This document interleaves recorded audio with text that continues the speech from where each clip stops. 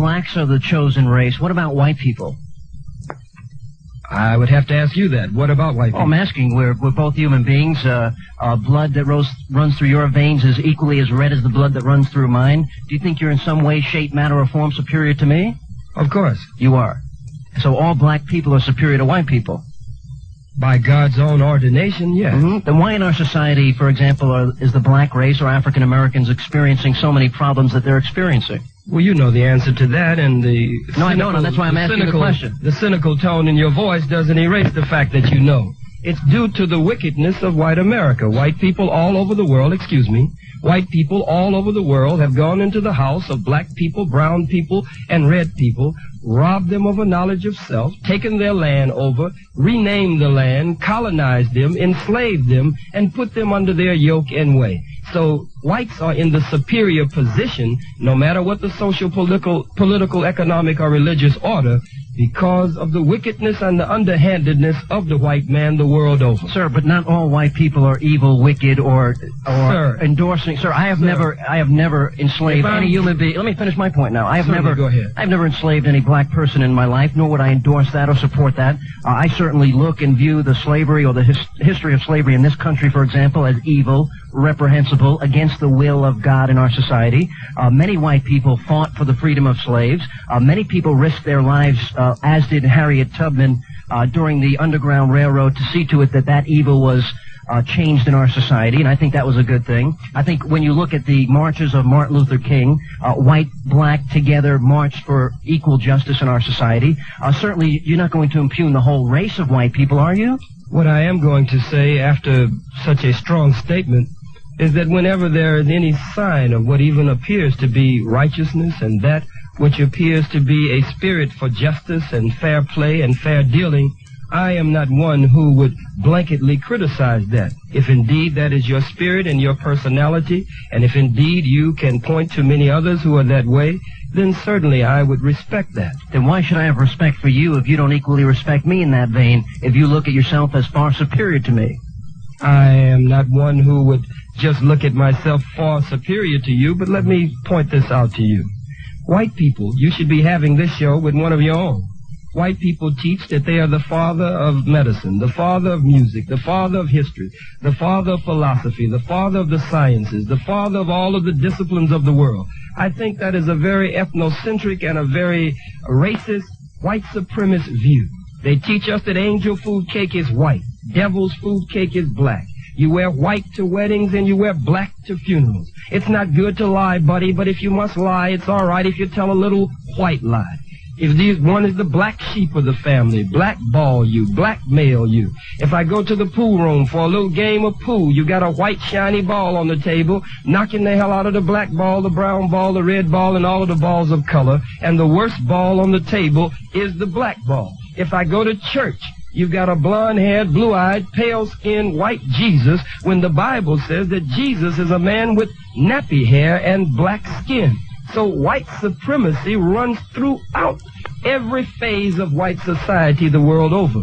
So my position on this show this morning is not to establish some grandiose and way out black supremacy, but to fight white supremacy and meet it head on. And do you think most Americans, especially white America, is racist and against you to the degree that you're... Of course, most white Americans. What percentage would you say? The United States government boasts about the fact that it is a government where the majority rules and the minority has to go along with the majority. So what degree of Americans... And so if you have an overwhelming majority of white folks who are so fair and good-hearted in America, why haven't your overwhelming majority of white folks stepped forward to do something about the wretched condition of black people here in America? Oh, haven't we made some strides in terms of... No strides since 1960, none at all. No, let me say why I mean that. I would like you to explain that. During Reconstruction here in America, there was a civil rights bill passed at that time.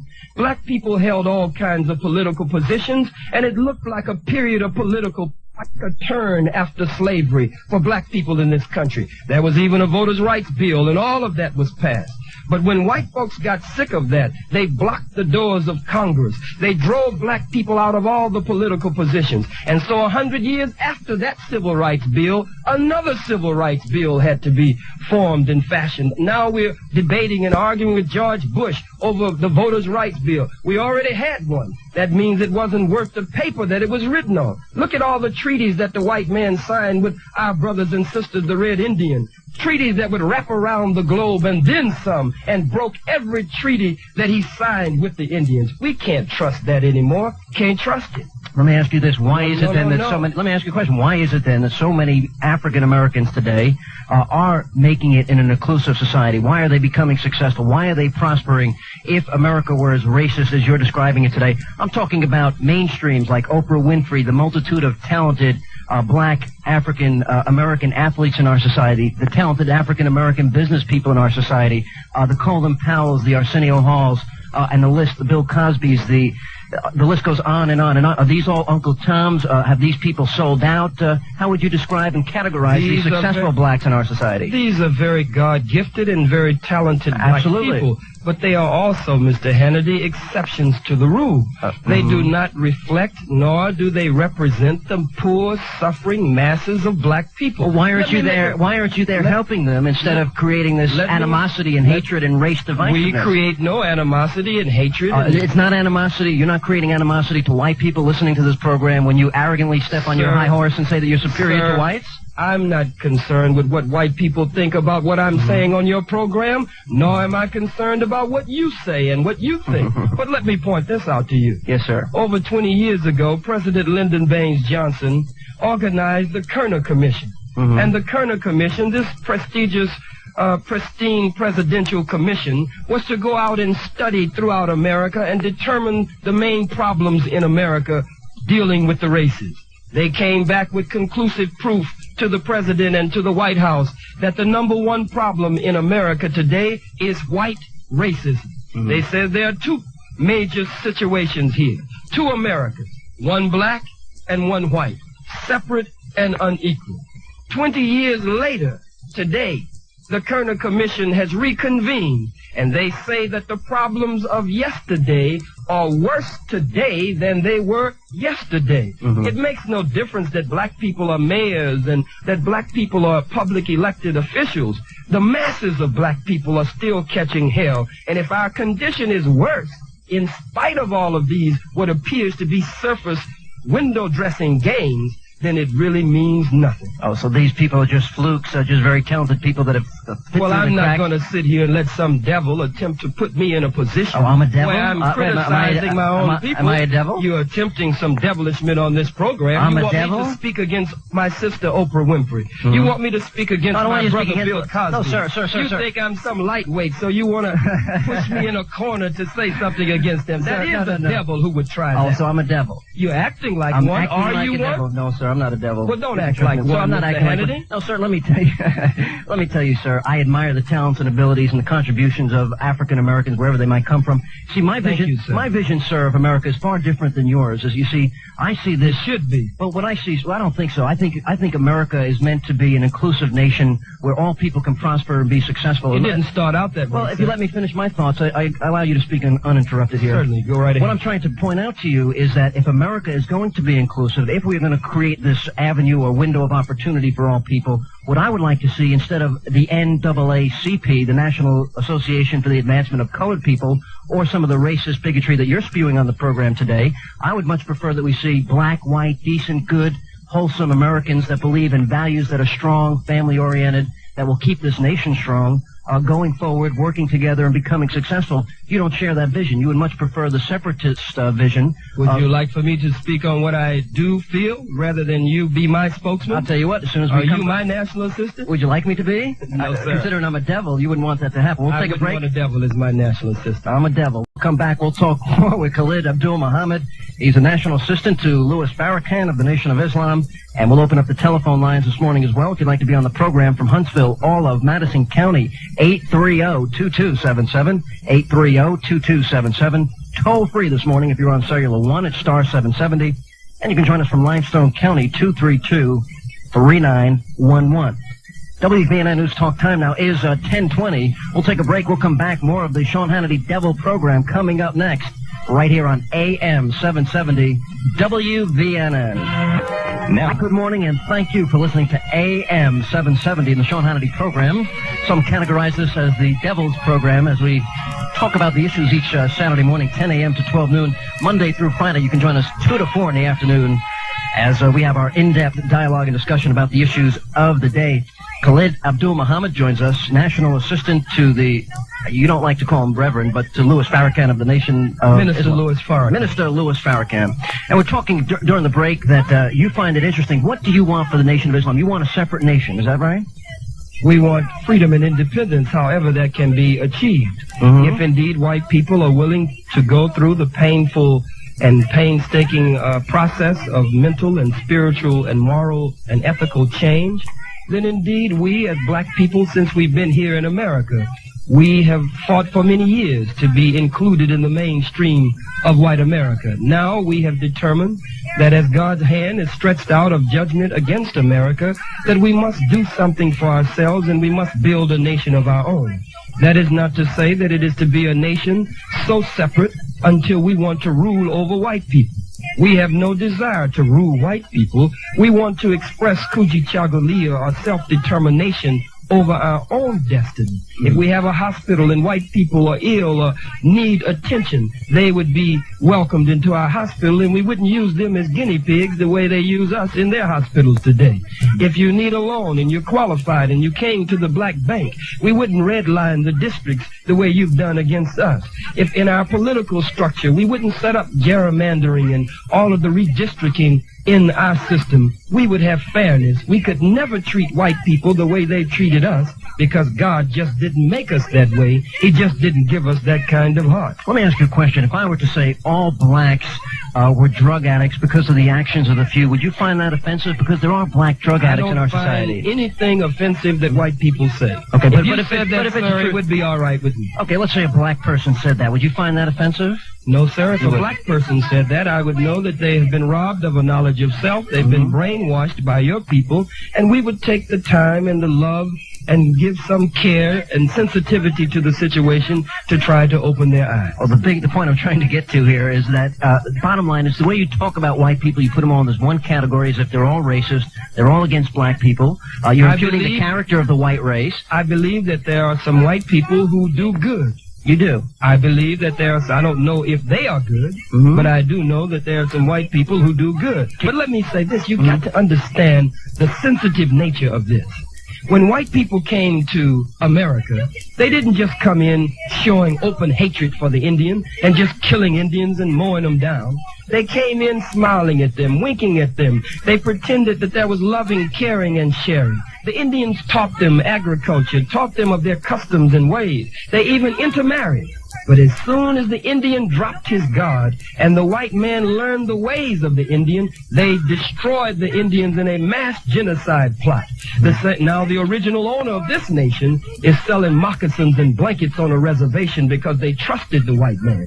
When the white man came to Africa, he didn't just come in killing black people and showing open, bitter hatred. He came in as a friend and a sincere advisor. He came in and we rolled out the carpet for him. We gave him the best of our society and our world, and now we are held captive as slaves inside of America. So the blacks and the Indians and the minorities in our society of angels of light and the wicked white people have always decimated any other race besides themselves. That's what you're saying? I told you, if you're not my national assistant, you're certainly my Huntsville spokesman. I'm your Huntsville spokesman. I couldn't have said it any better than that, John. That's your viewpoint on that. That's your viewpoint, and I like it. You like that? I like it. It's not my viewpoint, though, because what I hear in you is somebody who's extremely racist, biased, and bigoted. And you know I'm not extremely racist, biased, and bigoted. Well, you are racist. You cannot compare me with the Klan. Oh, I certainly could. Absolutely. No one has ever enslaved the Ku Klux Klan or David Duke or the skinheads. No one has ever robbed them of their name, their language, their religion, their culture, God. No one has done anything to them. Let me ask you a question. How long are you going to stay in the past? How long are you going to stay in the past? When are you going to move forward? In the present. I just gave you the report from the Kerner Commission. We also have here the National Urban League, State of Black America. Jet Magazine just did a study that was done across the the nation after 28 years how much of Dr. King's dream has come true, and studies are being done all over. But if you're sitting here in a one room in Huntsville, Alabama, sitting behind a microphone being cynical and racist and bigoted every day, then you don't know what reports are out there in the world. Saying I'm in another city almost every day. What city are you in? Oh, you travel around the country every day? All over, but I'm from New York. You're from New York. That's where I'm from. But the bottom line is, I want to ask you this. Why is it then that some African Americans are making it in our society? They're very talented. They're making contributions. Why do you impugn the character of them? Why not talk about the opportunity? I have never impugned the character of them. That's your devilish way to attempt to say that that's my what devilish way. That's what it is. So this is incredible. Let me ask you this. What do you think is going to be the future of race relations in this country? You think we're going to have race wars? And are you going to be at the heart of it? Oh, what kind of silly little childish question is that? I'm asking, if you think whites are the devil and they've done all these terrible things, do you want to go to war against the white people? I believe that there are some whites, I don't know how good their heart is, but I do know that there are some whites who do good. Do you think that whites can get to heaven? Some whites. I know that let me finish my point. I know that there are some whites who are standing up against their own people for the injustices that have been perpetrated against black people and dark people throughout the earth. But I can't trust them the way the Indians trusted them, the way my forebears trusted them in Africa. Even if I closed my eyes, I could never close both eyes. I'd have to always keep one eye open. Let me tell you something, sir, because I am an Irish American. My grandparents came here from Ireland in the early part of this century at a time when in Boston and New York and in Philadelphia it said outside of almost every shop, Irish Catholic need not apply. Within my family history, there is a large degree of racism and hatred and bigotedness that my family had to go through. That's white-on-white crime. Okay, and there's plenty of black-on-black crime in our inner cities today. Nothing to compare with the millions that white people have killed in their major wars. And you are blinding yourself to the truth, sir. The white mass murderers, the white serial killers, and the Gacy's and the... And black selling each other, black selling other blacks drugs and shooting each other's and drive-by shootings and Crips and Bloods. Robbed of a knowledge of self by white people. Oh, blaming white people for their problems. Blaming white people for their problems. When you take a people and completely destroy them, what else do you expect? Nobody ever destroyed you, but you murder millions of people and drop bombs. I've never murdered anybody, sir. I've never dropped a bomb on anybody, sir. You're trying to drop bombs on this radio station. I'm not trying to drop bombs. You're just too light. You're bombastic little statements of devils. Come on out with it. What's the matter? You got a problem? You're getting upset? You want to calm down a minute? Come on out with it. You're just stumbling and fumbling. I'm not. You're an ignorant fool. We are ignorant fools, if I'm one, because you are certainly complimenting me. But I came in the spirit that you're giving me. I attempted to talk to you in the hall. I get you to turn this volume down, to let you know what my true spirit is. But I said you continue to conduct yourself as a devil. And I said to you, as long as you do that, that's what you'll get from me. Let's go now, if you want a more intelligent conversation and exchange, I will give you that. I'll tell you what, why don't you talk to the caller? Sean is a devil. I will, but I said that Sean is acting like a devil on the program, but he is not. The whiter... Sean is a devil. He just said I'm a devil. You think I'm a devil, Todd? I don't think so. But listen. I mean, look, if I'm the devil or if I'm the epitome of evil, so you should... I don't believe you're the epitome of evil. I'm just the You're a lightweight devil. I'm a lightweight devil. I'm a lightweight evil devil here, so... Interracial marriage, sir? No, sir. Are you against that, Todd? Do you believe interracial marriage is wrong, morally? Well, I don't think it's wrong. Let me ask you, what do you think about what the Khalid Abdul Muhammad is saying on the program today? Do you find it offensive? Do you find it shocking? Do you think he's going to be at the forefront of a major racial war? Are you going to be? Do you think he's going to be at the forefront of a racial war in our society? What do you think about the hatred that he's spewing? Well, I'm spewing love for my people. yeah, but I'm not necessarily anti-white. I'm pro-black. Hatred towards the black race. I'm against anyone who's against us, sir. I'm not against you. I would like to see you being included. Why don't you conduct yourself much better? Sir, why don't you stop calling me a devil and evil and all these things? I think we'll get along a lot that way, I will stop calling Sir, by your definition, it's a devil. Sir, I don't go around calling you a devil. I've treated you respectfully on the program. Of course you have not. That's a lie. Todd, what do you think? Do you think this type of hatred, do you think that's going to create animosity between the races? What do you think about African Americans? Todd, have you heard hatred? That's the question. Todd, have you heard hatred? Did you hear me say that we don't want to rule over white people? We just want to rule ourselves? Did you hear him call white people evil? I called you evil. You also called white people and impugned the Well, whole you're a white race. representative of the white race today. And every white... And a poor one at that. Every white person is a representative of the white race, and according to you, they're all Of course, racist. all are representatives, and some attempt to conduct themselves much better than you are today. Mm-hmm. What do you think about that, Todd? Well, I tell you, he says that that the black race is superior and intellectually, superior to suppressed. Mm-hmm. I really don't believe that. Who's superior, Todd? I don't think either one are superior. Nothing is equal in the universe, Todd. So he thinks blacks are superior to whites. Do you believe that? We're the father and mother of civilization. We're the father and mother of music and science and law and government and mathematics and morality and ethics. We're the father and mother of the disciplines of the earth, but now the history books and the textbooks all are lying that the white man has put out there. So what you're saying is that black people are just oppressed and lied on. If you relieve the oppression, then they'll rise above. Well, the white man doesn't have to relieve the oppression. We're not asking him to do that. God is going to take the oppression and bondage and the yoke of bondage that the white man has placed on us off of us. We don't want to give him that much power that we have to sit around and wait for the white man to remove the oppression from us. Todd, thanks so much for the call. We appreciate it. Abdul Muhammad, as we talk with this lightweight, devilish talk show host, Sean Hannity. Back to the phones we go. Bill from Huntsville, you're live on AM 770. Hello. Hi.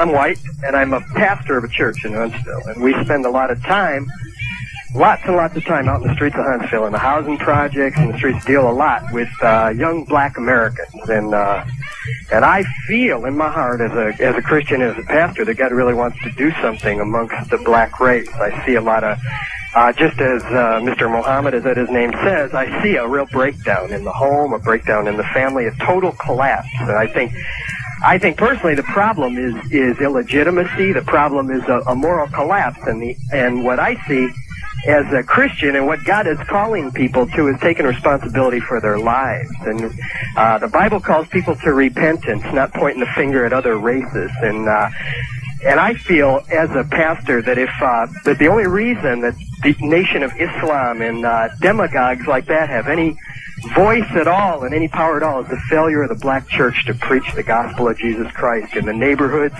and in the streets.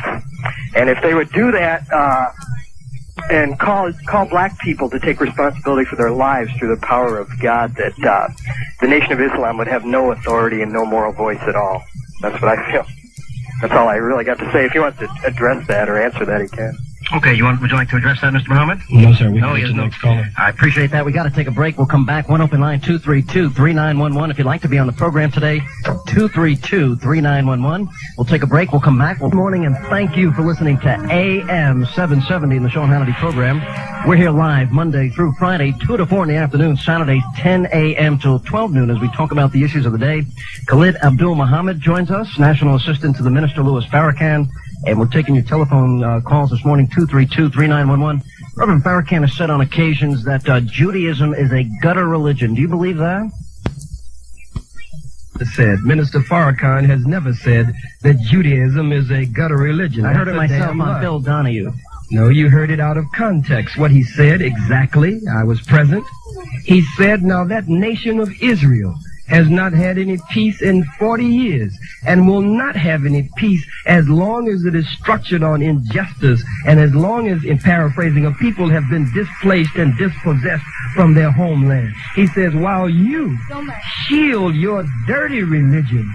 Now, what he was referring to, sir, was he never mentioned Judaism anywhere in the entire speech. He never said Judaism. He never mentioned it. He was saying that if the world of Christianity would practice Christianity, the world would be a better place rather than professing it. As the gentleman said in a convoluted way, the previous caller, if the world of Islam would practice Islam and not just preach it, the world would be a better place. If the Jews would practice Judaism and not just preach it, the world would be a better place. So he was saying, your practice is different from what you profess and what you preach. They preach Judaism, but they are practicing their own dirty gutter religion. If they embrace Judaism, then the the principles, the moral principles and precepts of Judaism as revealed by Moses in the Torah would make the world a better place, but that is not what they're doing. Let me ask you a question. There was a journalist, his name was Milton Coleman, and if you remember, he was the one who put forth the statement by Jesse Jackson. I remember it well. Hannity, and he was angrily labeled Uncle Tom by Mr. Farrakhan, and he and others... He is a Tom. He is an Uncle Tom. Of course he is. Because he told the truth about a statement made by Jesse Jackson. He violated the canons of journalism, and he violated the sensitive and very close and intimate relationship that a personal friend has with a personal friend. It was said off the record. It was understood that it was off the record,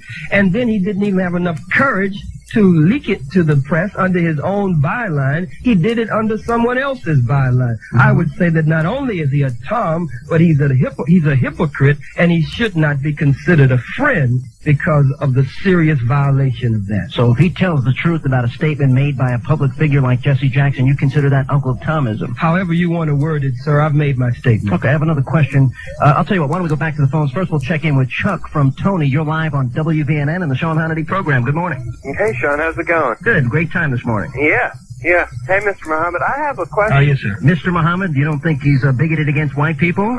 I don't. I'm not going to make any comments on that. I just have one question for him. He's like an intelligent man, unlike you, Sean. I'm an unintelligent, uninformed, devilish, lightweight talk show host. Go right ahead. Calling in for some serious dialogue. You obviously don't want that. No, of course not.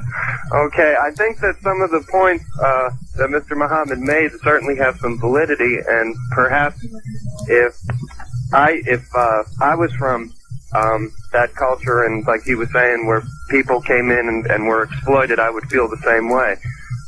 But what I would like to know is he made a statement that the white man had robbed the black man of his history and of his culture and of his God and everything, and I imagine that he would say that the white man did a pretty complete job of that. Is that so?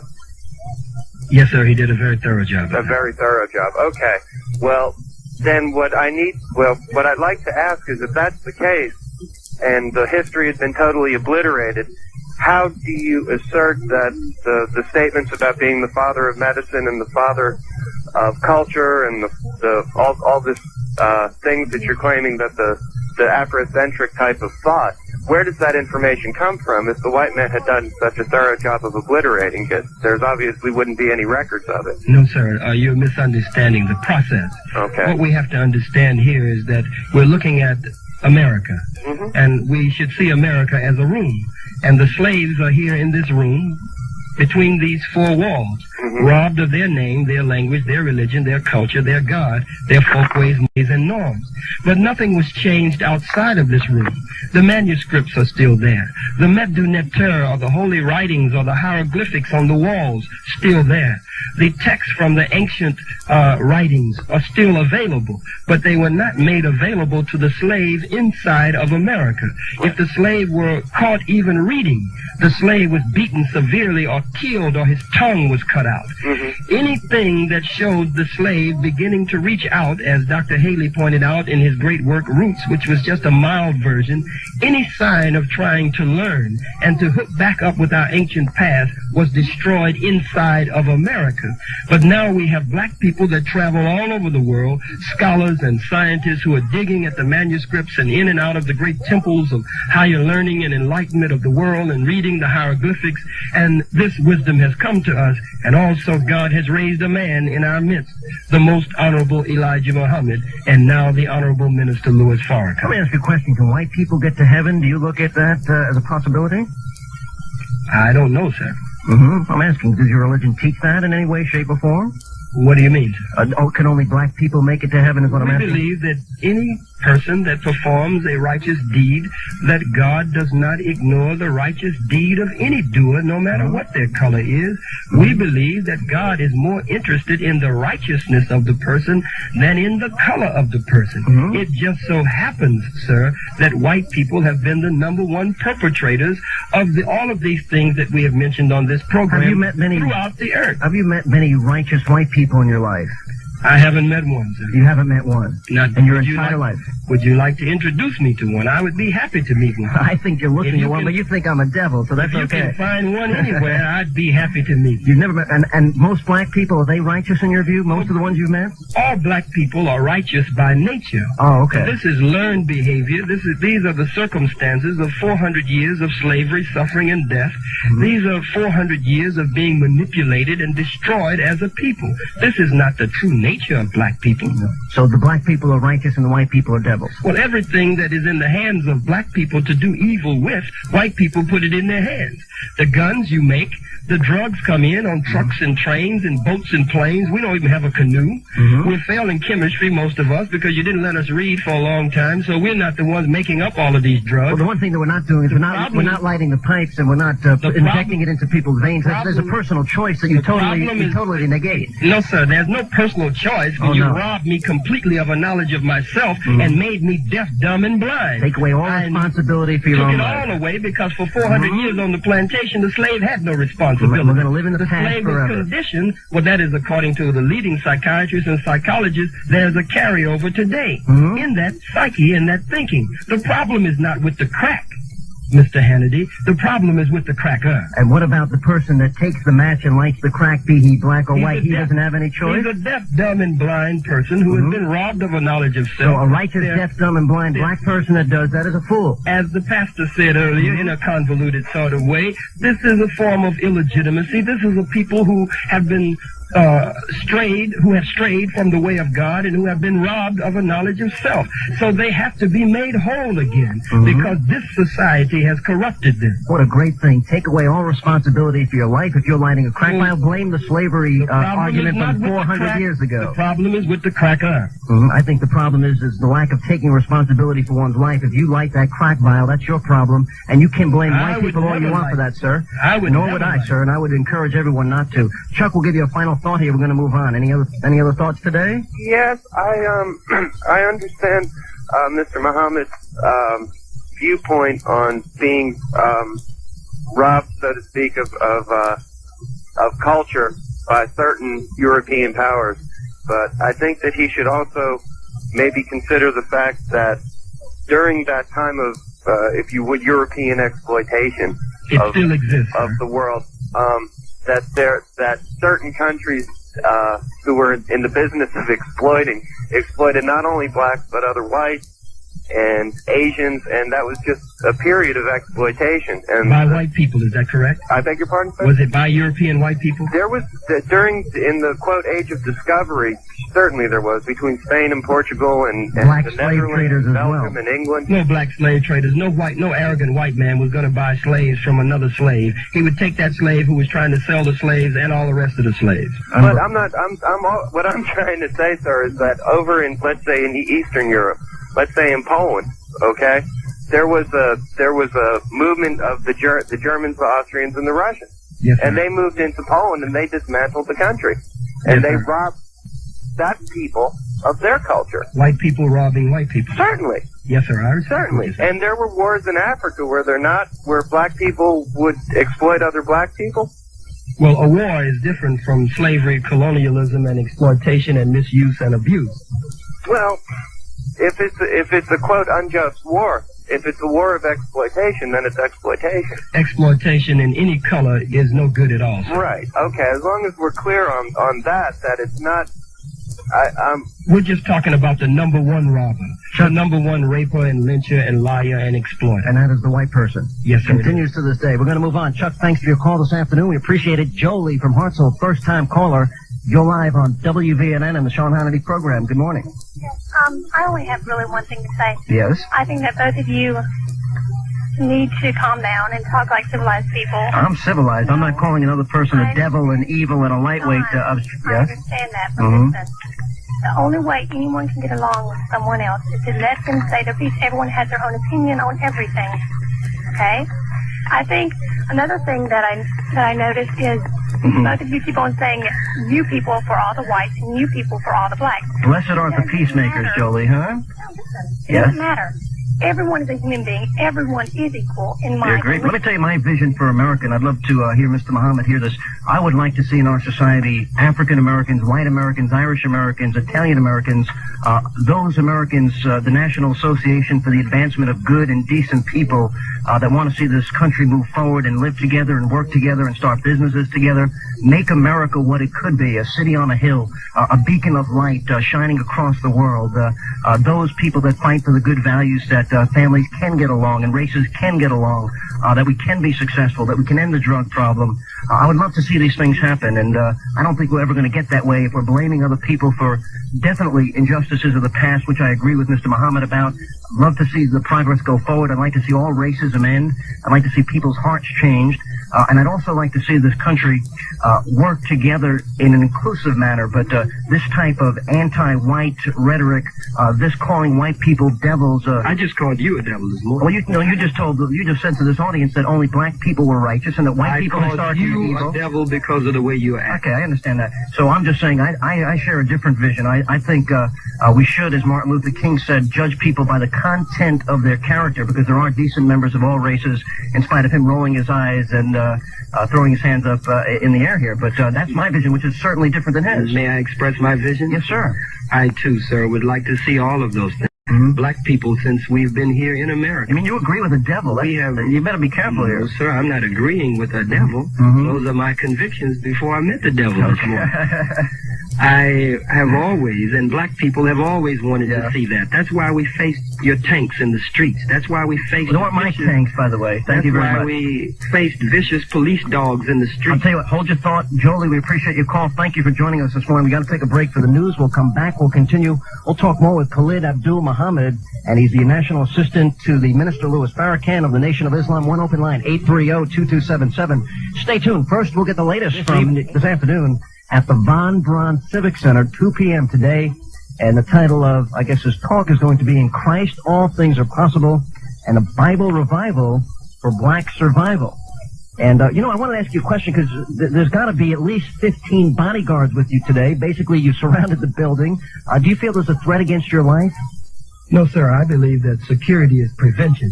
Security is being so on top of a situation until you discourage even the thought from coming up in a would-be assailant's mind. It's not being so good until you can handle something if it happens. So if the President of the United States of America could be shot, if the Pope could be shot, if Dr. King, if Minister Malcolm X, if Dr. King's mother could be shot at the organ in the church, if the airports have had to take security precautions now, we just believe that it's a good security measure. You mentioned Malcolm X just a moment ago. What are your thoughts on Malcolm X? There's been a revival of support for Malcolm X in our society. I've recently read his autobiography. We're talking about a guy for the better part of his life who was a drug pusher, drug dealer, pimp, prostitute. The rhetoric as you spewed on the program today, where I think you can take the good message here and spread the gospel and raise up this inner city of children, or this group of inner city of kids today, to the point where they can be successful. They can become the Arsenio Halls, the talented athletes, the Colin Powells, and the Reverend Farrakhan's and the Jesse Jacksons of the future. Well, what we must understand is that at Arsenio Hall or Bill Cosby, or if we are to look at a Spike Lee or an Oprah Winfrey, that is dependent upon white acceptance. White people must accept them and must allow them in. They are very talented, but there are many, many other black people who are equally, and in some cases, even more talented. Absolutely. But white people only allow one or two token blacks in who will serve certain purposes. I was attempting to give my vision just before the news broke. Sure, go right ahead. And certainly I share with you, as many black people would share with you, that we have always wanted to see all of the races get along together. We have always wanted to see that kind of egalitarian society established, where there is loving, caring, and sharing, and where that abounds in the atmosphere.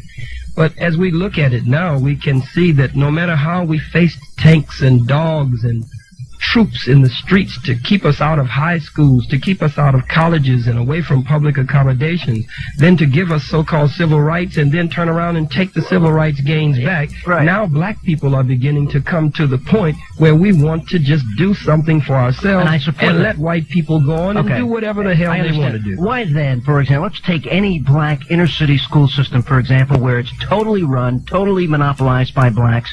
Why haven't they started to clean up their own community first when slavery has passed so many years ago? Do you not place any blame on them at all? I mean, you seem to advocate all responsibility for their behavior. Well, in all reality, some blame would have to be placed on them hallelujah. because we are in that situation. The scripture says in Hosea, my people are destroyed for lack of knowledge. But it goes on to say, because they have rejected knowledge. Well, there is no insight. The people perish, too. But when a people... That's absolutely correct. And no vision, that's right. When a people are put at such a disadvantage, Mr. Hannity, when people have to deal with disenfranchisement and being displaced and dispossessed and robbed completely of a knowledge of self and the power of their own being, they don't always make the right choices or decisions. The educational system that has been put into their hands, it teaches them against their people. It reeks with white supremacy, and they are not able to bridge the gap between that and the growing consciousness that is coming up in the hearts and minds of the youth that they have to face each day. Let's go back to the phones. We'll check in first this hour with Bob from East Limestone. You're live on WVNN and the Sean Hannity program. Good morning. Yes, Sean, good morning. Wish to welcome your guest. He's a very articulate man. Yes. And I used to teach at Tennessee State University in Nashville, predominantly black school, and in a class on religion, we dealt with the black Muslims, and I and my students read Elijah Muhammad's first major book, Message to the Black Man. I have a couple of questions I'd like to ask your guest, but I'd like for him to comment for your listeners on the way that the white devils were created on the island of Patmos by the mad scientist Yakub. Would he comment on that and explain it? I will be touching on that, sir, today at the Von Braun Civic Center at 2 p.m. If you could come out to the Von Braun Civic Center today at 2 p.m., perhaps it's a very extensive subject. As you know, it begins on page 103 of Message to the Black Man, the great and illuminating book by the Most Honorable Elijah Muhammad, dealing with birth control, sex, and genetic engineering and the grafting process of grafting the recessive from the dominant. And touching on Mendelian law and other things, but I don't think that time would permit, and it's not a subject that I could just brush over lightly. But again, today at 2 p.m. at the Von Braun Civic Center, I can touch on it a little more extensively. Is there an admission at this tonight, do you know? Today? I believe the tickets are $7 at the Von Braun Civic Center, but I also understand that that's for those who will be dining. But there are separate arrangements, different arrangements made for those who will not be dining. Understand. Bob, go ahead. Let me ask, please, about the myth of Yakub, because it's just a small part of it is Go very right germane. ahead, sir. Go right ahead.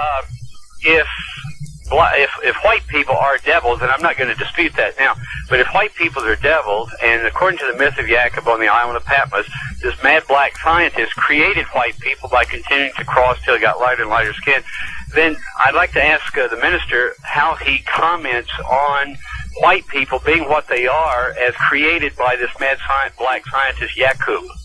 Well, sir, white people are a part of black people. I would be one of the first to say that, if that's what you're leading to.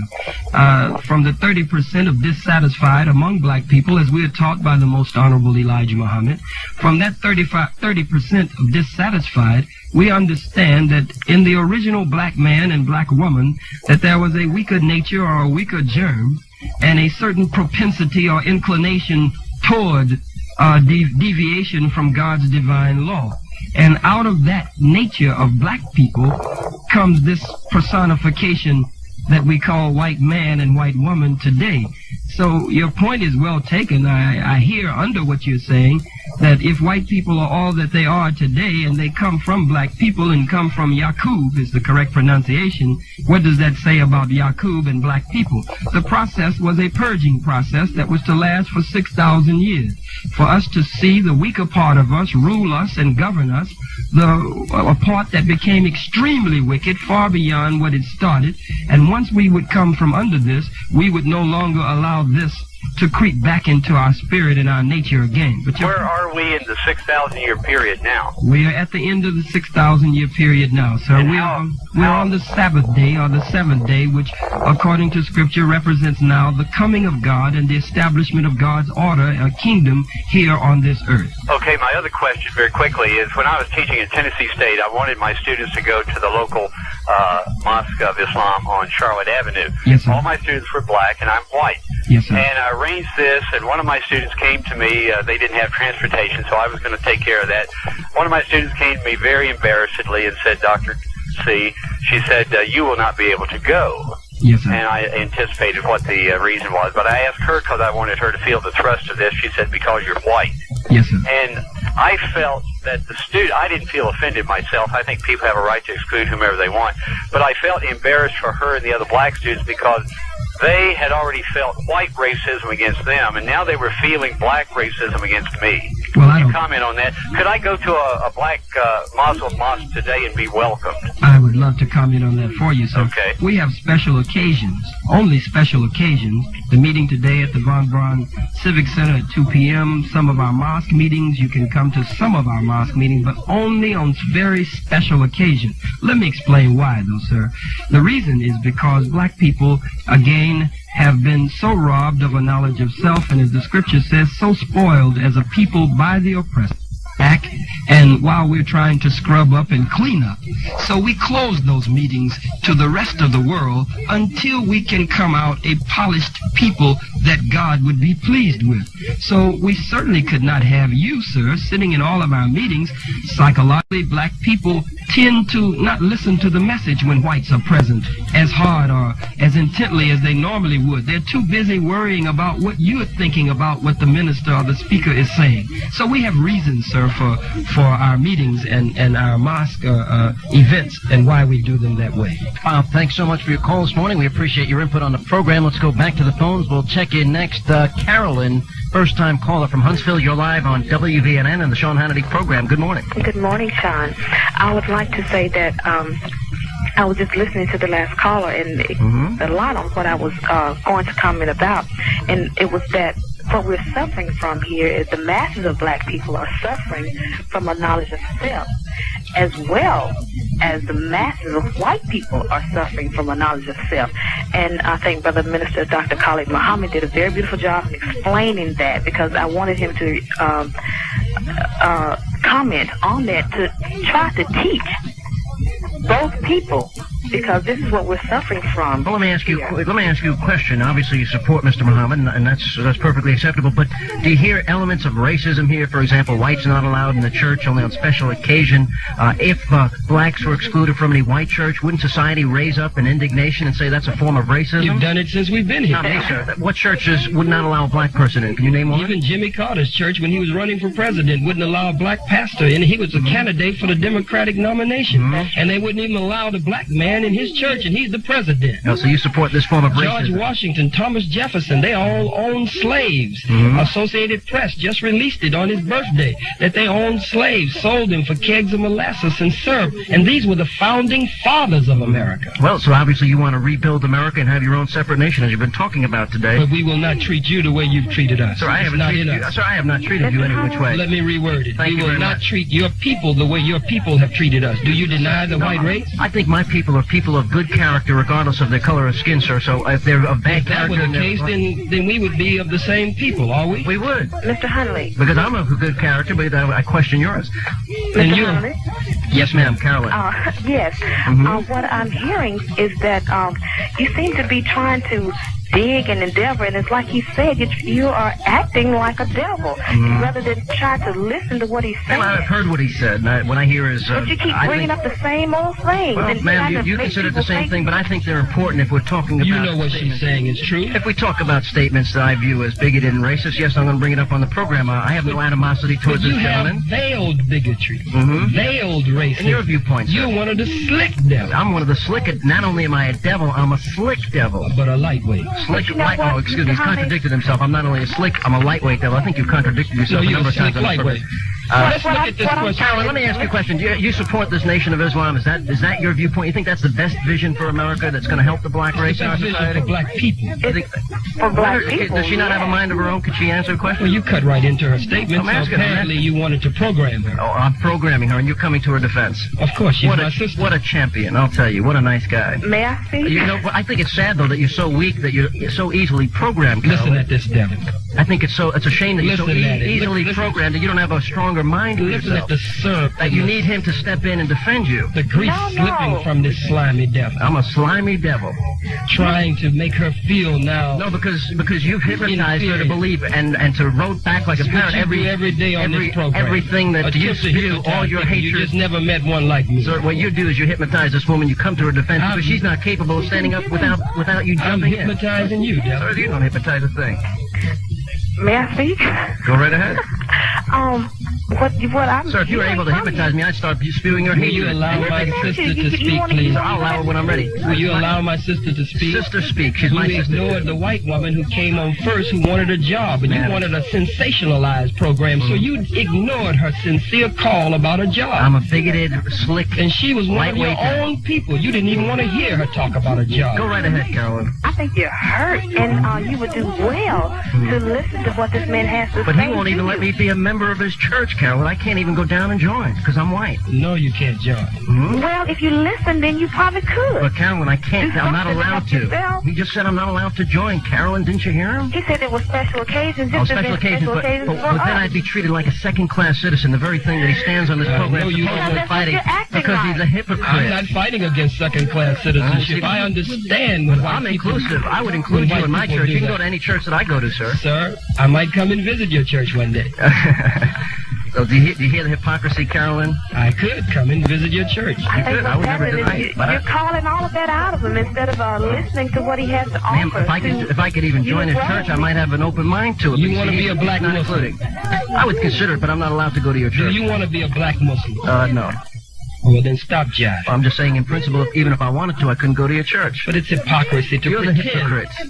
Me? Because you're saying on this program that believe what I say, and I say what I believe, and I act on it. Let me tell you, here's the hypocrisy. What you're saying is blacks were treated poorly in this society, they were discriminated against, and in your very own church, you won't allow whites in on a regular basis, only when you freely choose to allow whites in. You want me to allow the people in who discriminated against us and who oppressed us? Sir, I never discriminated against a black person in my life, sir. You're allowed on my program as equally as any other person. I can't trust you. Do this for your ratings, sir. Sir, this is not for ratings. This is because this is my job, sir. It's your job to be a devil and cynical on the air. Carolyn, we'll give you a parting shot in peace here. Go right ahead. I'd like to say that maybe you should do as the forefathers or your forefathers have done and take a lesson and learn from your father while you have him in your midst. And what should I learn? You should learn who you are, why you are the way you are. I know why I am the way I am. Obviously, you're not acting the way, so you need to take another You don't like the way Well, I tell you what, you just hate you so much. You just keep studying and you keep roting back like a little parrot. You're a good hypnotized sergeant, just like all his little quiet bodyguards are here. They mimic, they talk just like Louis Farrakhan, they dress like Louis Farrakhan. They all want to be Louis Farrakhan. And we all love Louis Farrakhan. And you're all wannabe. You want to be just like him. Louis Farrakhan Jr. In some areas, if you had him on your program, you would have a much better dialogue and communication. He's a much more erudite man. He's much more calm in terms of how he would represent himself and what we teach. But I'm one of the flamethrowers that goes out in front of him. I don't like the vicious attacks against him, so I come out with power and force to defend him. And modesty, too. Peter from Huntsville, you're live on WVNN on the Sean Hannity program. Good morning. Good morning. How are you? Good, sir. How are you today? Doing good. Well, let's get to the point. Come on, we got a break coming up here. There we go. What I wanted to say was this. First of all, I do agree in some areas with your guest, Mr. Muhammad. Yes, sir. As far as the responsibility of black people for lifting themselves up, so to speak, by their bootstraps. As I have said, I support that as well, and I also speak out against the morally reprehensible history of racism and oppression and slavery that was the history of this country, too. Yes. Although he fails to hear that part. But I hear you, sir. We as black people must begin to move away from the history of the past of racism, accept it as it is, and still move on with our lives and develop ourselves Mr. Muhammad said that the black family is broken down in our society. That is so true. I have to applaud, though, his group for their efforts in the inner cities, in the larger cities in this country, because you cannot find the educated black person who has made it in the white man's society to go back in return to where he came from to help his people. So the Nation of Islam has my vote and my support to continue in its efforts. Okay, you're gonna go to the Bonbon Civic Center this afternoon, 2 p.m.? Unfortunately not. I have a 1 o'clock appointment that will keep me away from it. But in the event that I do have some time, I will stop by. Please do so. Also, I want to say this to both of you. Please, there is a book on the market now by Shelby Steele, a black author, and the name of the book is The Contents of Our Character. And it is very good for not only black people but white people, so that we can realize who we are from a individual standpoint as opposed to a racial standpoint. Sir, I share the vision. As I mentioned earlier on the program, I think blacks and whites can make it in a society if we judge people by the content of the character. Certainly we'll have black racists and white racists and white supremacists and black supremacists, but in an inclusive society that is God-fearing and God-believing, I think it's possible to overcome all evil. I believe, let me make a quick statement here. I believe that there are many white people who would say the same thing that Mr. Hannity has said. As long as black people are willing to follow the rules, the regulations, and the laws that white people have already set up, as long as we're willing to go along with what's been going on, then white people will get along with us fairly well. But when we stand up and express self-determination, as one of the Supreme Court justices, Thurgood Marshall, who was with the Supreme Court, said, he said the Ku Klux Klan no longer wears just white sheets. He said they now wear blue uniforms and black robes. So he even felt racism high up in the Supreme Court. We find this all over. The last point here, reverse racism. We keep hearing that on the program. If someone is able to come into your home and kick the door down with their weapons in their hand, rob everybody in the house and rape everybody in the house, and on their way out of the door you trick them down and take their gun from them and put their gun to their head, does that make you a reverse robber and a reverse rapist? If the slave is able to take the whip from the slave master and start beating the slave master with his own whip that he's been beating him with for 400 years, does that make the slave now a reverse slave master? It's ridiculous. We'll take a break. We'll come back. Peter, thank you so much for your call this afternoon. Opens up a line, 830-2277. Toll free this morning if you're on Cellular 1. It's star 770. Abdul Muhammad, National Assistant to Minister Louis Farrakhan and the Nation of Islam. And we're taking your telephone calls this afternoon. When lines are available, we'll let you know. Let's go right back to the phones. We'll check in next. Tim from Athens, first-time caller. You're live on AM 770 in the Sean Hannity program. Good morning. Hey, Sean. I appreciate you letting me speak today. Appreciate you being on the program. Thank you. You are the voice of Alabama. Mr. Muhammad seems to be the voice to black people. Yes, sir. I wish I was the voice to good and decent Americans, regardless of the color of their skin. Well, there's a lot of decent Americans out here listening to what you have to say, and they hear what he says, too, and we can tell who the real hate group really is. I haven't heard of anything but animosity coming from Mr. Muhammad, stirring up animosity among white people. I just was wondering, he said he's going to be at the Civic Center today. I wonder if the Ku Klux Klan was to try to get a meeting there at the Civic Center. I wonder if they'd be able to do that. It seems that David Duke, Pat Buchanan, everywhere they go, they get smear campaigns, riots, protesting. Don't you think David Duke, though, is a Nazi? Don't you think the Ku Klux Klan is evil? I think that Muhammad is speaking evil towards He asked you a question about David Duke and the Ku Klux Klan.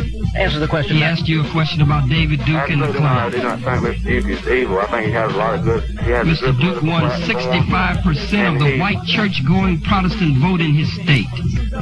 He does have a He's good not standing alone. People, and he gets smeared everywhere he goes. Also got cream. 65% of the white Protestant church-going vote is not a smear, sir. Also got creamed nationwide at the most 7% in the primaries he got for president. Bottom line is, I think both extremes are being talked about here today. I think he represents the other extreme, the black George supremacist. Washington owned slaves. Thomas Jefferson, he wasn't with David Duke. The founding fathers of the country owned slaves. So what you... My white forefathers, they created this country. And they all had slaves. And sir, you know, I'm never... So what you're witnessing here today is not reverse racism, but it's black people standing up finally against the racists who have their foot on our neck. Well, let me ask you something, Mr. Muhammad. What do you think about repatriation of black people to the motherland of Africa? I love repatriation, but I believe that after 400 years of our sweat, blood, and tears being in the soil of America, America was built on the back of the slaves. We worked from can't see morning to can't see night, and we were never paid a penny. So if America were a true and a just nation, as reparations is being discussed with the Japanese, reparations are the Germans with the Jews, reparations America with the Indians, but no one wants to discuss reparations to the black man and woman here in America after 400 years of building this country under slave labor. Some of these states should be given to us. Some of the most fertile and minerally rich states. We can't take money from America alone because America's economy is in trouble. Her banks, her savings and loan, IBM, Xerox is in the Clorox. General Motors and others, her airlines are in serious trouble. Her financial center used to be at Wall Street, now it's in Tokyo. She used to be the #1 lender nation of the world. Now America is the #1 debtor nation. God's hand of judgment is stretched out over America. You're not hearing bigotry and hatred on this end. You're hearing finally a love among black people rising up, and among them springing from our minds and our breasts and our chests and our souls. And we believe that as white people will now recognize this, that they will say just what you're saying because they don't want to see black people stop begging them. We don't believe in welfare. We believe in farewell. Tim, we'll give you a parting shot here. What do you have to say about that? I believe there is a voice for the white people. The Knights of the Ku Klux Klan. I'd like to remind everybody of the rally that's coming May the 9th. Oh, so wait a minute. You're a Ku Klux Klan member? So are you. I am. Your hood is hanging in the closet. Sir, let me tell you something. I repudiate the Ku Klux Klan for what they stand Sean for. will be at the meeting. Sean will not be at the meeting. Thank you very much. He'll have his hood I look at it. Well, you're playing cute today. You're having a good time. I think, sir, you're the biggest racist I have ever had on the program. So we think equally the same of each other. Tim, thanks for joining us. Appreciate your input. Do you like racist means I love my race, because that's what I am. Okay, as a violinist or as an the Ku Klux Klan is a racist organization, so are you. That's good. I'm glad but you I did. don't love my race over another race to oppress another race. Sir, now Again, you're lying. we don't want to oppress white folks. Sir, you're a liar. We just want to rule ourselves. Okay. We don't want to rule your people. All right, we'll move on. We'll check in. Roger from Huntsville, first-time caller. You're live on WVNN in the Sean Hannity program. Good morning. Hey, Sean, how you doing? Good, sir. Hey, just a couple of comments. I didn't want to ask the good doctor anything, because I've been listening to him. But, you know, you can get a cause and get any people to back you up, you know, that's downtrodden or think they're part of that cause. Now, I'd like to know, and like I say, I don't want to comment or anything, but I wonder what his finances are. I wonder if he'd be willing to make those public, you know? Well, they certainly have an army of people protecting him here today, and I'm sure somebody's paying for it. How do you survive financially, Mr. Muhammad? Well, let's let this gentleman finish, and I'll answer both of you. Well, that was my only question, really. Like I said, I didn't care if you comment or not, because We I just don't wanted to think you tell cast the truth. aspersion. He didn't want an answer. Oh. But you know, it's just like Jim Baker. You know, he had a lot of followers. And How many people total? We have about 50. Jim Baker was white, sir. So what? He just got a cause. I don't care if he's white, black, blue, or whatever. All right, thanks so He had a much. cause, and he found a cause, and he found a way not to have to work for a living. What do you think about the comments being made here by Mr. Muhammad? Do they scare you? Do you think he's a racist? This What do man you is think? not No, afraid. they don't scare me. but Let me ask him the man is question. not Let the man. afraid. We let your person answer. Let this man answer You're the question. trying to lead this Sir, man. do you think this person is capable of violence when he talks about this rhetoric We against have the no white weapons. race? We've never had any. There are no. In all of our years in America, we don't carry guns. We don't carry knives. We don't carry weapons.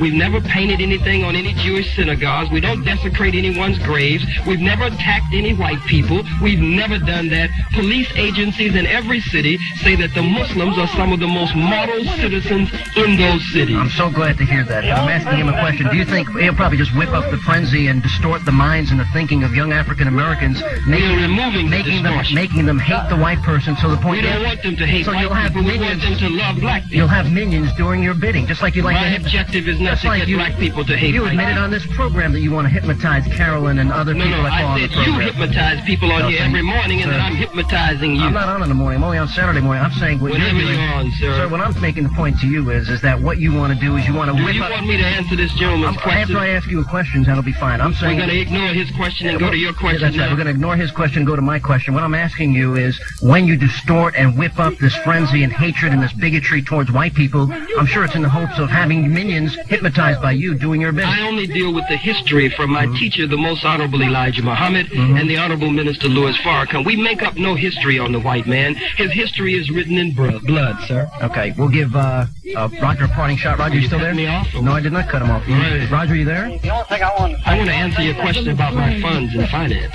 Please, go right ahead. The thing that bothers me is that the young black that does listen to him will become so much involved in this that he'll lose sight of really what he's got to do to be successful in America. I think that's true. I think what it does is it whips their minds up into a frenzy. I don't think many young blacks believe they have any future in America. I know a lot of young blacks, sir, that have a good future. I know a lot of successful blacks, old, young, whatever you want to call them. And I don't think that they follow you.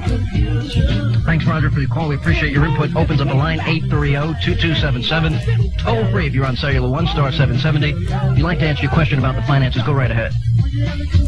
I am a volunteer. You're a volunteer. I work for the movement. These men, none of them are on salary. They're all dedicated to the liberation and salvation of the black nation. How do you survive? The Nation of Islam takes care of all of my expenses. I don't receive a check. I don't receive a salary for this. This is not a job for me. This is my life's vocation as a minister and as a man of God, working in the vineyard of God to deliver his people. So you own no personal wealth? I have no assets and no liability. Okay, appreciate that. Let's move on this morning. We'll check in next. Kevin from Madison, you're live on WVNN and the Sean Hannity program. Good morning. Good morning. I just have a couple of comments, and one of them, as far as one race being superior to the other, as far as the brain or whatever that may go, I believe that is each individual. I believe there's individuals of both races that have the mental capacity to learn and become more knowledgeable than other people. I believe there is certain blacks that are smarter than certain whites. I believe there are certain whites that are smarter than certain blacks, but I will not draw a line and say all blacks are smarter than whites. I believe each individual, if you want to do that, you can put us both away and say simply because of the moral character, the Asians dust us both off. I mean, and it's basically because I'll tell you, make a great point. The character and the learning and the discipline when you're young is what it takes to be knowledgeable and successful in life. It's not a matter of waiting and, well, I've been downtrodden, now all of a sudden I'm so smart I'm going to learn everything. Well, it's interesting if you watch Asians succeeding or being so successful in this country, other people from other countries are coming here not speaking the language, not so caught up in the rhetoric and hatred and bigotry of racism. They're very successful in a short period of time. What I would like to see, and I think that's void in the African-American community, is the leadership that is pushing and pursuing excellence, taking advantage of the American dream as other immigrants to this country take advantage of each and every day. It's no American dream. It's only an American nightmare. Okay, there we go. But let me say this is Sure. I want to answer that. Certainly, sir, I believe that there are very intelligent, very wise, and very smart white people among the white people, as well as among black people. What I was attempting to do early in the program was to address the very pointed question that came to me by Mr. Hannity. When I spoke of black people in a superior position, that was not to negate intelligence on both sides. I was collectively dealing with a collective history of black people being the fathers and mothers of the earlier disciplines that the world has based its foundation on. That's merely what I was talking about, going back to Socrates and Plato and Aristotle and Pythagoras and others, and studying the great scholars of the world who are now giving us information that shows that they made pilgrimages to Mecca, not to Mecca, but to the Mecca of education of that day, to Kemet or to Egypt and other parts of Africa. Kevin, we're going to move on. I'll tell you what, we're going to take a break. We'll come back. We'll continue. WVNN News Talk time now is 11:49. I'm sorry, good morning. Coming up on afternoon. Thank you for listening to AM 770 in the Sean Hannity program. as we talk about and discuss, as we debate the issues of the day each Saturday morning, 10 a.m. to 12 noon, Monday through Friday, 2 to 4 in the afternoon. This afternoon, we're going to carry the program up until 12:15. And as we continue our discussion with Khalid Abdul Muhammad, National Assistant to the Minister Louis Farrakhan, he'll be speaking this afternoon at the Von Braun Civic Center, 2 p.m. today. And the title of the lecture is "In Christ All Things Are Possible, a Bible Revival for Black Survival." And if you'd like to go on down there, you can do so this afternoon. Let's go right back to the phones. One open line, 830-2277. Someone fell off during the break. We'll talk first with Janice from Hartselle, first-time caller. You're live on WVNN and the Sean Hannity program. Hello. Hi. Hey, Janice. Welcome to the show.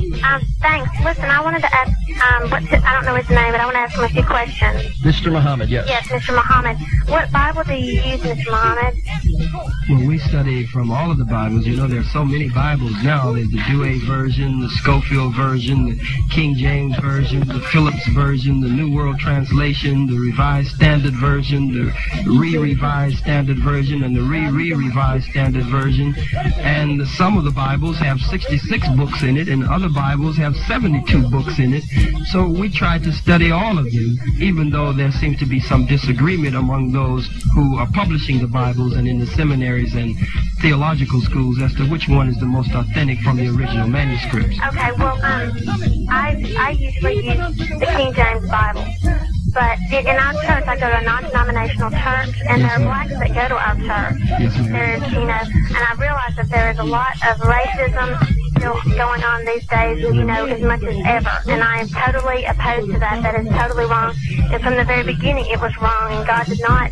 That, we are created equally. God created us equally, and that is wrong. But I do believe that vengeance is God's, and for you to take the wrath out yourself against white people for what used to happen, I think that, we have to forgive others for what they do to us. That is scriptural also. And if we don't forgive others, God's not going to forgive us. And I kind of feel like, you don't... We have no vengeance program against white people, ma'am. I feel like you have this something against white people that with the way that I know the way that they treated people. And what is going on today, but I have spoken of no vengeance program. You had a white man, a devil, that just came into the studio with an army sweatshirt on and all kinds of arsenal insignia on his vehicle with his hands in his pocket. Big devil said he came in just to see the face of the one who's on the radio. Well, what just happened? Just let me clarify here. Somebody did walk into the back of the studio to see Mr. Muhammad's face. How did he get past those 15 guards is what I want to know. He told them that he worked for the station, and I told them not to stop anyone that was coming back and forth in here to conduct business here at the station. I told everyone to lock the door. Anyway, it sounds like she's bringing up a good point here, because I think what she's talking about is forgiveness,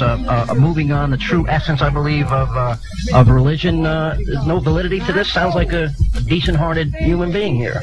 I can find nothing in what the young lady, in nothing that she has said that would cause me to attack her. Well, I guess from listening to the show, I feel like you have a lot of resentment, because every time someone would get on the show, you would say that the forefathers had slaves and all this, which is wrong. And I would in no way say that it was right. As many white people fought against that morally reprehensible thing as... but he fails to acknowledge that. Of course, only black people are righteous. Only a handful of whites have done that. The overwhelming majority are not of that same thing. And there still is a lot of racism going on today. But I do feel like you, being such a leader that you are, you can have a very big influence to get that not to be so anymore. You can also influence that you have to forgive the white people that did that to you. And I think you, ma'am, and Mr. Hannity here, if you are sincere, can play a major role among your own people to get them to stop that. Maybe you can invite us to your church on a regular basis. That would be a good start. I would think that it is not for you to be at our church, but to go to the many white churches. Well, why can't why won't you let me in your church? Go to that 65% of white church-going Protestant Christians. Not my church, sir. Who voted for David Duke. I want to join your church, but you won't let me. I changed my mind. I want to join your church. I want to express something to this young lady. You won't let me, though. No, sir, that's correct. I will not. Because you're racist. I believe in my race and I love my race. And prejudice? I'm not prejudiced. Oh, Prejudice means when you study the etymological root to prejudge. We're not prejudging white people. Well, then why don't you let me in your church? We've been under you for 400 years, and I've been on radio with you this Getting morning. a little tired. I don't have to prejudge you. 400 you years. acted like a devil for the past 2 hours. 2 hours.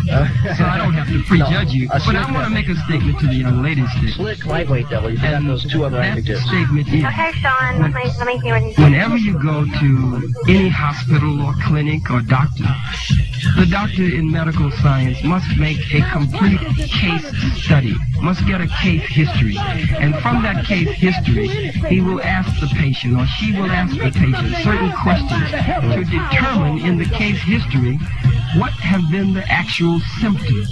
Once you have the case history, then you can properly diagnose the cure.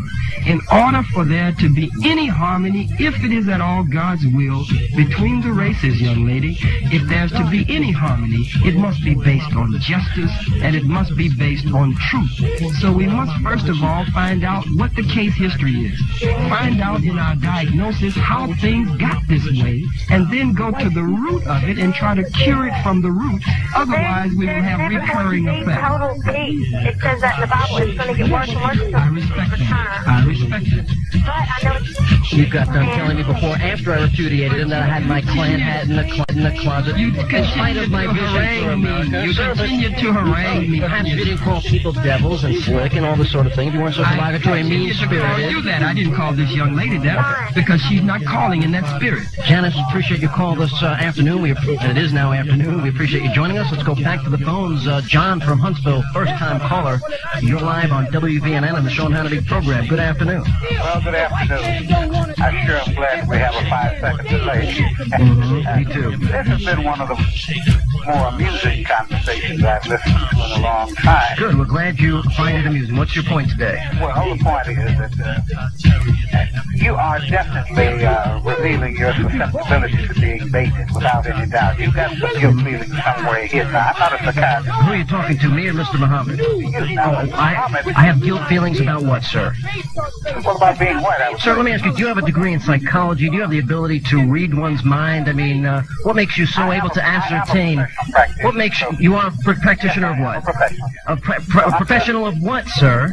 A professional of what? Medical science. Medical science. I don't believe you. I don't believe you. Well, then you I feel sorry for you if you don't. Okay, so what's the point, sir? What's the deep dark? I want to ask you a question because you just made an allegation against me. What's the deep dark secret? What am I hiding today? Well, we'll find that out later on. Now, well, you really don't. But the point is, you really don't know, do you? I think I do. I don't think so. What is it then? Okay, I wanted to ask Mr. Muhammad. No, I want you to answer the question, sir. What is the deep dark secret? Please give me a sign. A deep, dark, long condition, the system of living in a racist system. And what is it, sir? What is the deep, dark secret? Will you tell us, please? We've asked you 10 times. The white man just has to be in control, doesn't he? Sir, why don't you let the man answer the question? You want to allow him to answer. I'm answering. I don't appreciate you disrespecting him this way. Go right ahead. Answer the question. I want to hear what you have to say. Tell me my deep, dark secret of guilt that you're going to expose on the program. Well, I wanted to say first, and then, of course, I'll deal with your question. No, sir. This is my program. I want you to do it the way he wants. Either you do it my way or you're not going to be on the program. That's right. Well, that's quite That's the way America is run. Sir, I'll allow you your comment if you just answer, if you go further on the allegation. Isn't that something? If you go further with the allegation, you made an allegation against me, and I think it's fair that you back that up and define what you just said. You haven't backed anything up. You said Sir, this I want to hear what you have to say. I think I can make it rather convincing, even you. Sir, then please tell us the deep, dark guilt. We've been going around here for 5 minutes. Tell us that. We'll allow you to make your comment. Don't you have any guilt whatsoever participating in? No, sir, I've never been racist. No, sir, I've never been racist in my life. You don't even realize the racism that you're wreaking over there. Sir, I'm sorry? You don't recognize it, and that's the point I was trying to demonstrate to you if you just let me ask Mr. Muhammad a question. Go right ahead. You can't answer my question. You're inept. That's it, sir. Now you call a man in there. He is. He's totally inefficient. I ask you a question 5 times. He makes an allegation. He can't back it up. Go right ahead, sir. Sometimes, okay, but anyhow, let's get back to the point. Some time ago, there was a Klansman that called in, and it seemed as if Mr. Muhammad almost immediately perceived that this guy was a member of the Klan, but you didn't. you had to ask him whether or not he was a member. It came on in the very later stages of the conversation. Did you notice that? I'm sorry, sir, I didn't understand it. What did you say? I think Mr. Muhammad did. What's that? Mr. Muhammad. That's correct. Some time ago, there was a Ku Klux Klansman that called in, and you seemed to recognize almost immediately that this guy was a member of the Klan. I don't know, sir. I don't know if he's a member of the Klan. He was not invited to the studio. That he was a member of the Klan. Who's that, sir? Oh, are you talking about a caller or the His person memory that is came down? failing him now. White people's memory conveniently failed them when it is necessary. No, sir, I'm not really sure which person he's talking about. Which? An hour ago. Oh, the person that called in on the program. Yes. Okay, yes, sir, that was true. He's a member of the Klan, and I repudiate the Klan. I think it's an evil organization. But only after he admitted it, you had to ask him was he a member of the Klan. You were agreeing with everything he said. No, that's not true. Mr. Muhammad almost immediately perceived that he was a member of the Well, Klan. he's so much sharper than I. Appreciate your call this afternoon. Thanks for joining us. Let's move on. Kevin from Lawrenceburg, Tennessee. You're live on WVNN and the Sean Hannity program. Hello. Hello. We're running low on time this afternoon. Go ahead. All right. I'd just like to start out by saying I'm only 16 years old. I go to Lawrenceburg High School here. Yes, sir. And I'm a white guy, and I associate mainly with the blacks at my school. Yes, sir. There's not a large group of them there, but what I wrote today is rather an interesting conversation. I'd like to say that in the past 400 years, as Mr. Muhammad said, the white race has been a low-down dirty dog to most of the other races, and today there is still some of that left over. Sir, I think the racism, as I said on the program so many times, is morally reprehensible. I speak out against that on a regular basis.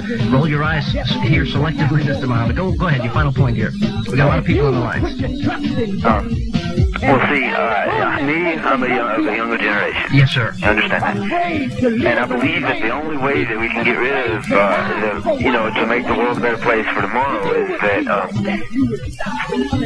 just forget about what we've done in the past and just let us, You think they're living in the past? Is that what you're saying? They're bringing up things that long should be forgotten? We should now go forward? He's quite capable of saying whatever he means. You don't have to tell him what he means. For the purposes of time, I'm trying to get him to... You're trying to get him, for the purposes of time, to say what you want him to say, sir. Sir, he can speak for himself. Go right ahead, sir. All right. And now that we got one other race coming in, the black race, I mean, right.